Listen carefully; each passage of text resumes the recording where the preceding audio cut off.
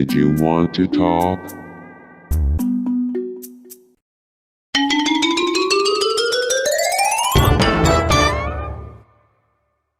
Good morning, afternoon, evening to all. My name's the Casual Capybara, and welcome back to another Casual Capybara critique.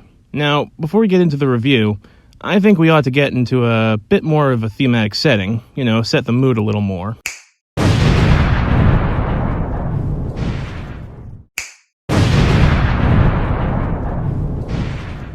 Oh God, Cappy, what have you done? There we go, that's more like it. Change us back. So, Tomodachi Life. On April 18th, 2013, a little game called Tomodachi Life hit the Nintendo 3DS. It was a sequel to the game Tomodachi Collection that was exclusive to Japan. Much like its predecessor, Tomodachi Life was a game where you could make Miis and put them in this little virtual world where they could interact with each other and the environment around them. It went on to be a moderate success, selling a little more than 5 million copies, and fairly positive reviews from both critics and the general public. It would also gain a sizable cult following of die-hard fans that enjoy this goofy little game, myself included. I put a crazy amount of time into Tomodachi Life back on the 3DS, both playing the game and consuming tons of Tomodachi Life content on YouTube, mainly Vinny Vinesauce's Tomodachi Life live streams. Dong in the window. For years, I was clamoring for a new Tomodachi Life. When the spin-off Miitopia was ported to Switch, my hopes were higher than ever, but as years passed, my hopes slowly but surely faded. That was until March 27th, 2025.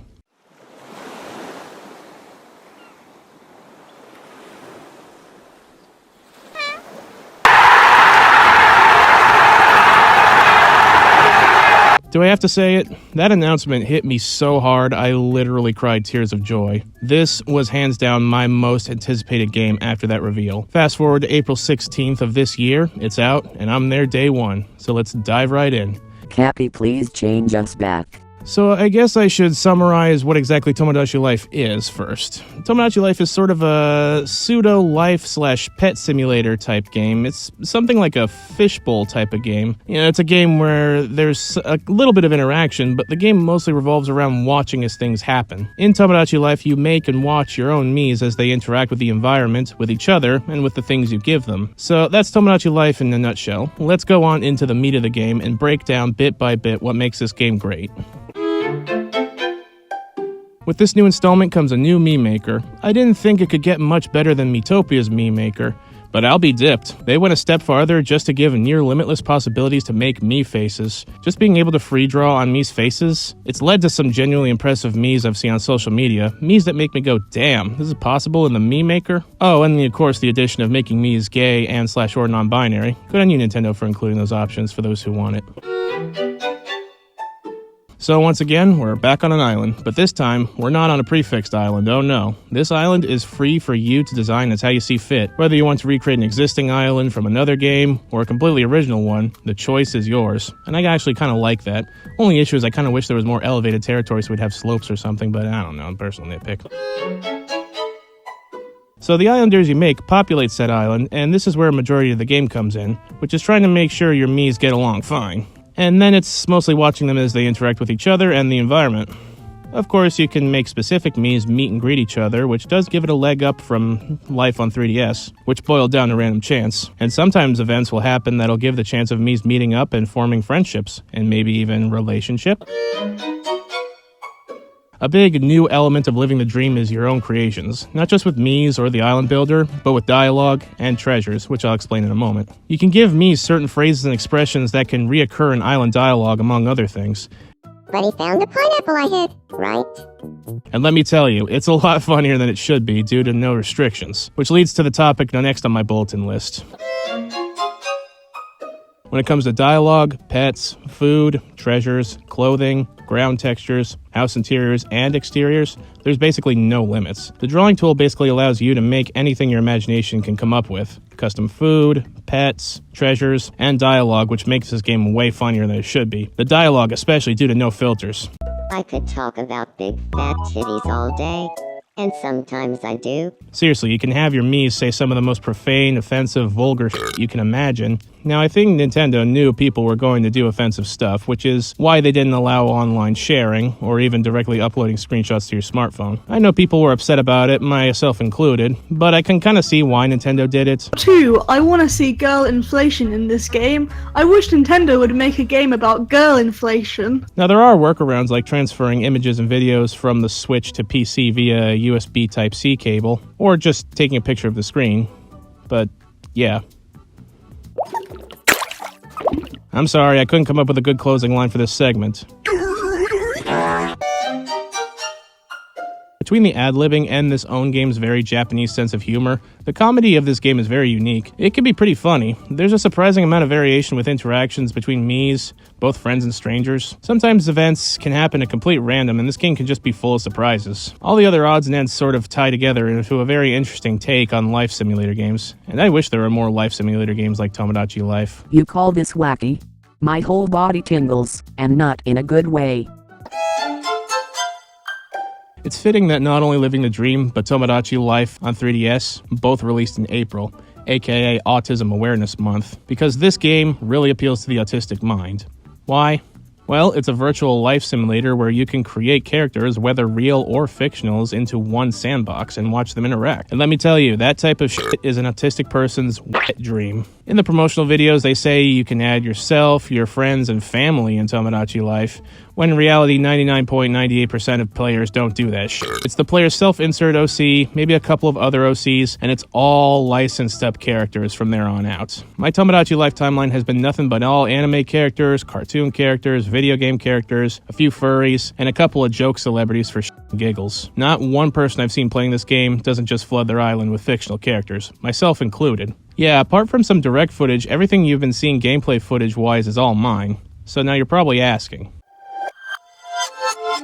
Of course, I have quite the autistic list of Miis on my island, if you couldn't tell from the footage I've been using, and I'm sure you're dying for me to list them all off, but honestly, I kinda don't want to due to embarrassment. Just do it for making us go through this hell. Alright. The Miis on my island are, in no particular order, me, Rachel, Mandrake, Spotty, Shovel Knight, Barrymore, Marceline, Suction Cup Man, Morgana, Joker, Ryuji, An, Yusuke, Makoto, Futaba, Haru, Mario, Luigi, Becky Brewster, David Brewster, Peeb, Trice, Bell, May Boryaski, Mr. Sleepy Man, Neon White, Red, Yellow, Violet, Little Mac, Doc, Lewis, Angela, The F***ing Playdate, Kamal, Jack Skellington, Captain Wayne, Kishi, Sands, Papyrus, Toriel, Shantae, Scott the Wasp, Pan Pizza, Bianca, Loki, Olivia, Inko, Steve, Alex, Isabel, Tom Nook, Cheeseburger, Chicken Nugget, Emmy, Heavy Weapons Guy, Jabanyan, Aku, Samurai Jack, Quote, Curly Brace, Pomni Jax, Kit, Andy Fox, Gay Purple Cat, Go to Gregarious Gluttony, Sabrina, Mina the Hollower, and Sky.